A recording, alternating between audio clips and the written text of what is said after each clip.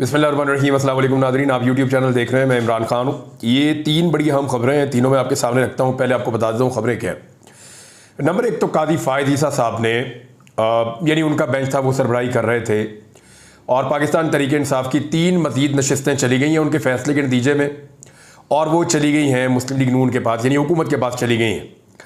और ये कैसे हुआ इसके बारे में बताता हूँ मैं आपको, और PTI इस पर क्या करेगी वो भी बताता हूँ मैं आपको।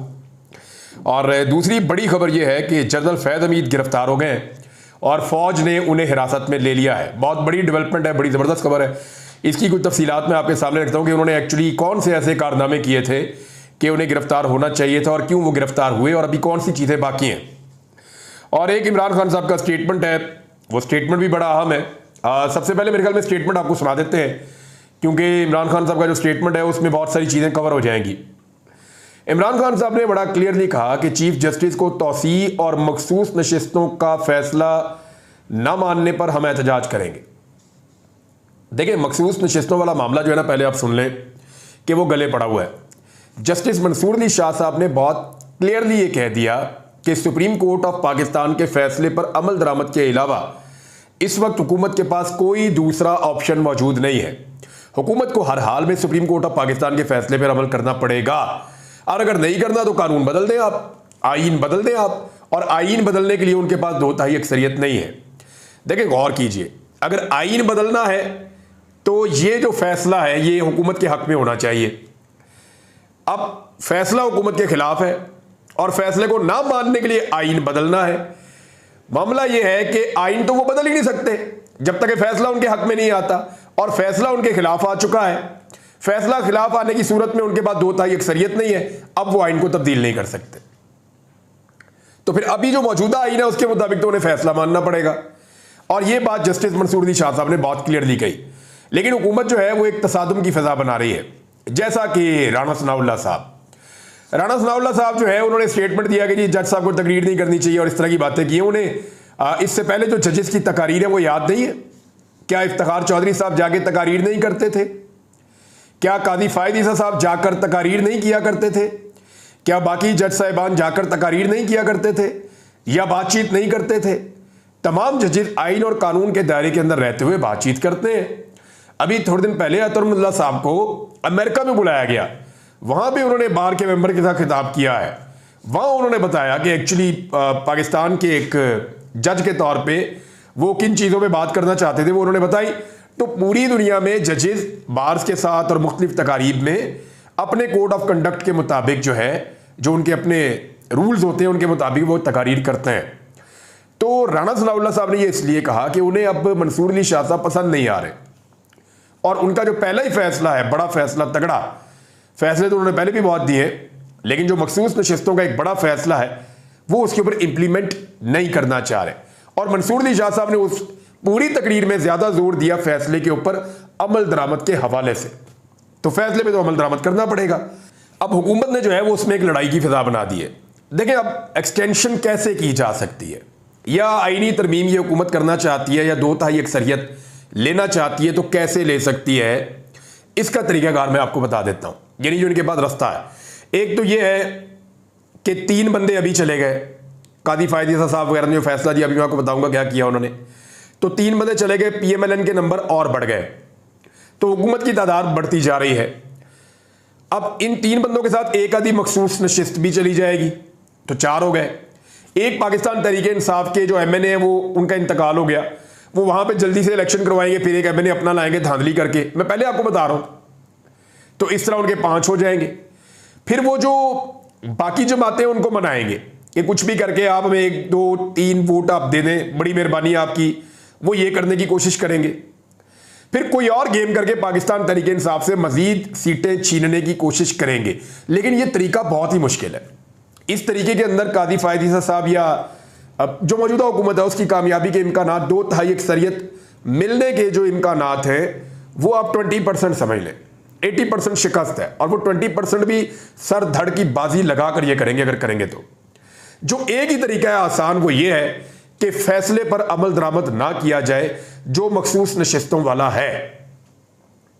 या तो फैसले पर अमल दरामद ना करें, या फिर रिव्यू के अंदर जाएं और कम से कम 2 जजेस अपनी राय बदल लें, और जब 2 जजेस अपनी राय बदल लें तो फैसला आ जाए पीएमएलएन के हक में, और जब फैसला उनके हक में आ जाए, मखसूस नशिस्तें उनको मिल जाए, तो 2 सीरीज पूरी हो जाती है। मामला यह है, जब तक ये फैसले पे अमल दरामद नहीं कर रहे तो ये रिव्यू में कैसे जा सकते हैं? पहले तो मैंने अमल दरामद करना चाहिए ना फैसले पे। सारे के सारे कह रहे हैं हम रिव्यू में जा रहे हैं, रिव्यू में जा रहे हैं, तो रिव्यू के अंदर जो है वो जजेस की ऐसे राय नहीं बदल जाती, वो भी बहुत मुश्किल है। तो मुश्किलात बहुत ज्यादा है हुकूमत के लिए कि वो 2/3 अक्सरियत हासिल करे। लेकिन नजम सेठी साहब ने एक खबर दी, वो ये कह रहे हैं कि एक्चुअली ये उम्र ही बढ़ा देंगे, ये 68 साल तक ले जाएंगे रिटायरमेंट की उम्र, और उसमें होगा ये कि सिर्फ कादी फायद ईसा साहब को नहीं, chief of the army staff को और बाकी बहुत सारे और अहदेदारों को इसका फायदा हो जाएगा।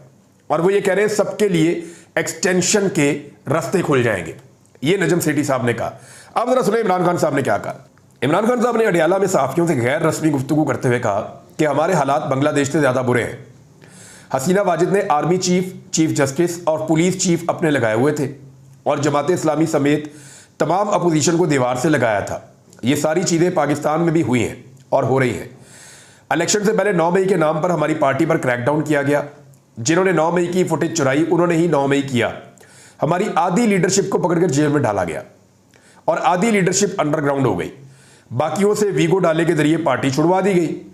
चीफ जस्टिस और इलेक्शन कमीशन मिले हुए थे। आर्मी चीफ ने इनकी सपोर्ट की थी, लेकिन 8 फरवरी को उनका सारा मंसूबा नाकाम हो गया। मेरे एस्टेब्लिशमेंट से राब्ते का सुनकर इनकी काम पे टांग जाती है। हुकूमत ने अगर मखसूस नशिस्तों का फैसला नहीं माना और चीफ जस्टिस को एक्सटेंशन देने की कोशिश की तो हम एहतजाज करेंगे। बांग्लादेश में जब लोग बाहर निकले तो फौज ने अपने अवाम पर गोली चलाने से इनकार कर दिया। हसीना वाजिद ने तालिब इल्मों पर जो जुल्म किया वो बैकफायर हो गया। बांग्लादेश और पाकिस्तान के हालात मुख्तलिफ नहीं है। जुल्म के बावजूद 8 फरवरी को हमारी पार्टी जीती। इस वक्त पीटीआई के साथ 90% अवाम है। उन्होंने इलेक्शन में बड़ा फ्रॉड किया। अब इनको खदशा है कि हल्के खुलेंगे तो इनकी सारी चोरी खुल जाएगी। ये इसलिए ट्रिब्यूनल में अपने जजेस को बिठाना चाहते हैं। उनको मालूम हो गया है इतना बड़ा फ्रॉड छुप नहीं सकता। मखसूस नशिस्तें हमें नहीं दे रहे। रावलपिंडी के साबिक कमिश्नर ने कहा था कि 70 हज़ार से जीतने वालों को हरवाया गया। पहले उन्होंने 2 सूबों में इलेक्शन ना करवाकर आईन की खिलाफवर्जी की है और अब सुप्रीम कोर्ट के फैसले पर अमल दरामद ना करके दोबारा आईन शिकनी की जा रही है। मैंने कभी पार्टी को स्ट्रीट मूवमेंट के लिए नहीं कहा, गलियों मोहल्लों के अंदर मैंने तहरीक चलाने के लिए कभी नहीं कहा। 9 मई से कबल भी पुरअमन एहतजाज की कॉल दी थी। अगर सुप्रीम कोर्ट के फैसले को नहीं माना गया तो स्ट्रीट मूवमेंट शुरू करने लगा हूं, यानी गली मोहल्लों में पाकिस्तान तहरीक इंसाफ के लोग एहतजाज शुरू करेंगे। मैं समझ रहा था कि मुल्क की मईशत खराब है, एहतजाज नहीं करना चाहिए। मौजूदा हुकूमत 2/3 अक्सरियत को कायम करके आइन में तब्दीली करना चाहती है ताकि दोबारा काजी फायद ईसा को चीफ जस्टिस तैनात कर सके। कौम इंतजार कर रही है, लावा पक चुका है, सिर्फ एक तीली की जरूरत है, सब तबाह हो जाएगा।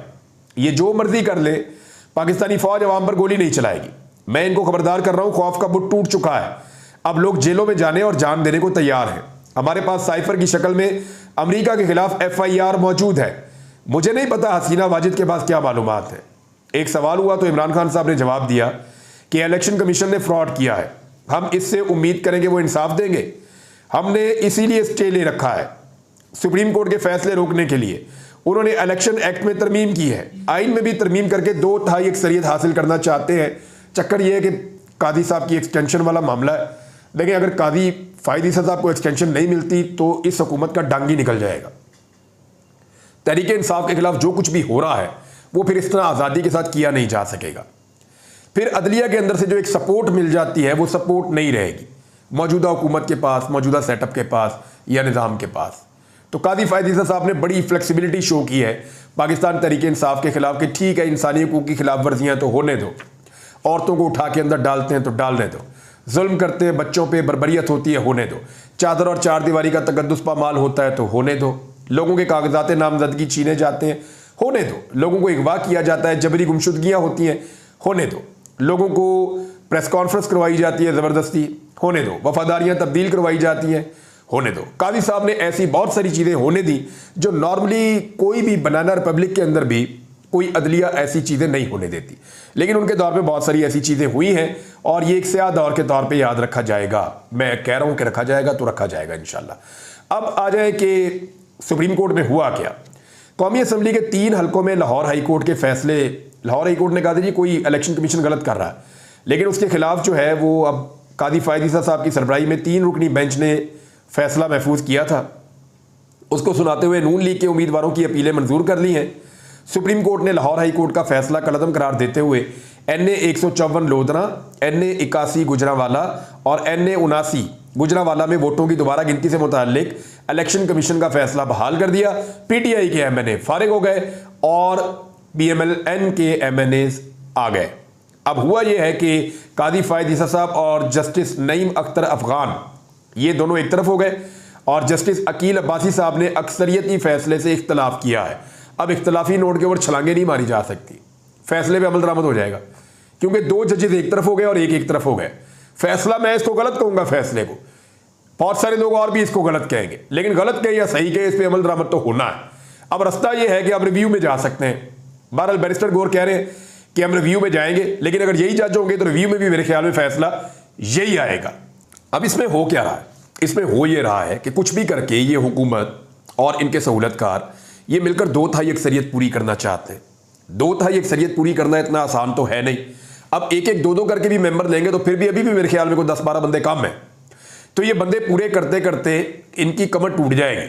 तरीका एक ही है कि मखसूस नशिस्तों वाले फैसले पर अमल दरामद ना किया जाए, या फिर अपील के अंदर वही बेंच जो है वो अपनी राय तब्दील करके मखसूस नशिस्तें वापस दे दे दूसरी जमातों को, या कम से कम वो इतना कर लेंगे जी जो 41 बंदे आज़ाद डिक्लेयर किए गए हैं वो पाकिस्तान तरीके इंसाफ को ज्वाइन ना कर सके, वो आज़ाद हैसियत में ही रहे, ताकि मखसूस नशिस्तों का एक हिस्सा जो है वो मुतनासिब नुमाइंदगी के तहत PTI को मिल जाए और कुछ जो है बाकी जमातों को मिल जाए, और जो बाकी जमातों को मिले उससे वो अपने नंबर पूरे करने के करीब पहुंच जाए। अगर इक्का दुक्का 3 नंबर इधर उधर होंगे तो ये काजी साहब ने आज कुछ पूरे कर दिए और कुछ आने वाले वक्त में इधर उधर से वो तोड़ सकते हैं।